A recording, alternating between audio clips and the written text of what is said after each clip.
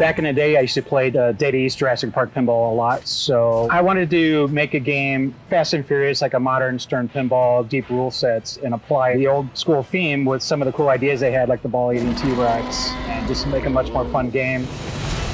We have 4 ramps total, a kinetic raptor toy, the first ever horizontal helicopter spinner, a helical ramp that feeds an upper flipper, which is a first in pinball.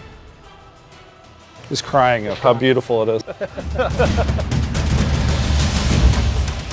So when I was working on Iron Maiden, I had that playfield layout in my head for a long time. So I was really looking forward to starting a new project with a fresh layout. So I was designing for flow and combos. That was my extra motivation to make this game as fun shooting as possible. The game is set up in a pretty story-based way, based on the first movie, so it's kind of a throwback to the 90s. So the story of Jurassic Park Pinball is, it's your first day at work. You're driving your truck to the control room, and on your way, you're visiting different paddocks. The electric fences are down, so the dinosaurs are running crazy.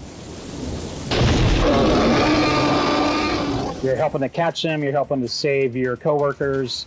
So we're telling a story of some of the workers that weren't showcased in the movie. If you watch the movie, you just kind of follow those 4 people, but you know there's got to be hundreds of people working there. This is their story. It's set up to be not the same experience every time, since you can travel around to different areas of the park. The game is based on a progressive type mode. So we have this like map on the LCD that's on the playfield also, so you can kind of follow along with your progress as you go from paddock to paddock. Kind of adds like a cool, like next level, kind of a board game feel to a pinball machine, which sounds crazy, but it's pretty awesome. This entire game was designed around the truck target here, which toggles back and forth. When I came up with this mech, I knew exactly what I wanted to do. Have it navigate the island to get the different paddocks. So here's the prototype. I gave this to Harrison and I said, make this real. So from there, I kind of took the overall concept of it, figured out the underlying action of how it actually works, and then took it forward and made what you see on the playfield. This mechanism here, just the simplest thing, is like so rewarding. So every time I come up with an idea for a mech for Harrison, I say it's got to be kinetically satisfying. And so when he comes up with a mech, he comes back, is this kinetically satisfying enough for you? I think we have 3 kinetically satisfying mechs on our premiums. The original Jurassic Park T-Rex toy is one of the better known mechanical toys in pinball. We had to bring that mech forward 25 years and essentially one-up it. I designed the entire game with the T-Rex in a corner, but I wasn't sure what it was going to do. The further I went in the project, George is like, you gotta have a ball-eating T-Rex, you gotta have a ball-eating T-Rex. All right, cool, yeah. Harrison, make a ball-eating T-Rex. Yeah, so that process actually started with me and George taking some T-Rex toy from the store, cutting them apart, sticking some magnets inside there. And we had this mocked up back on our whitewood, and this jaw just picked the ball up right away. As soon as we saw that, we knew that has to go in the game. T-Rex stays down and waits for the player to actually shoot it into the mouth. So from there, trying to figure out, okay, we got the ball in the mouth, now what do we do with it? And one of the first things Keith wanted was, let's see if we can drop it off on the ramp. From there, I started mocking up a little prototype linkage to get the head to move over to the correct angle and distance away from the pivot. Once we got the ball dropping on the ramp, then we said, well, let's see if we can get it to throw it. By trial and error, we got it to the point where we can throw it over here, sometimes onto the helical ramp. If we want, we can throw it at the truck. T-Rexes are very unpredictable. Oh yeah, he's a very angry T-Rex.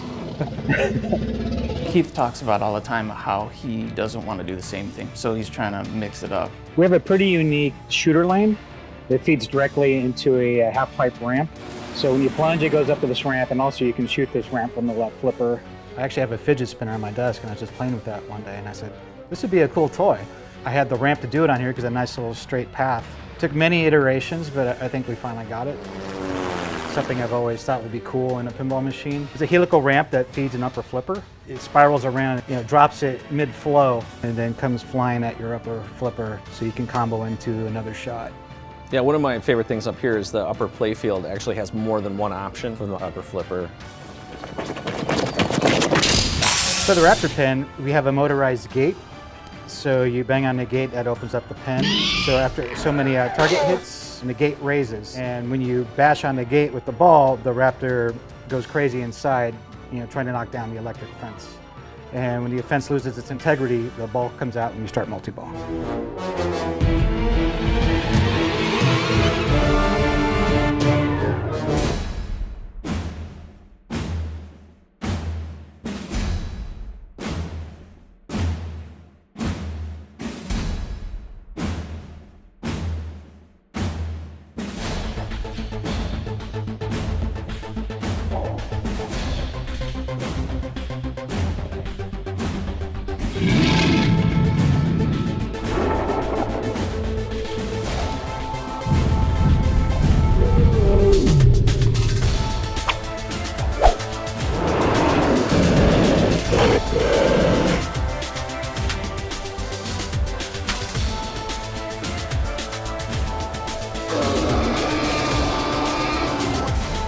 T-Rex wants all the attention.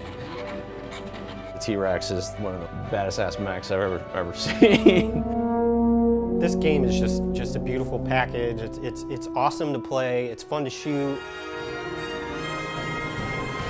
The game has a lot of flow to it. If you can get in a rhythm and start to combo your shots. I think the approach for designers is you want to create a compelling storyline for the player. Of course, Keith is widely considered one of the best players in the world. The players appreciate that one of their own has gotten a chance to design a game. Keith's designing something that he would enjoy, and in turn, it's something that most pinball players would probably like. It's really, really, really fun.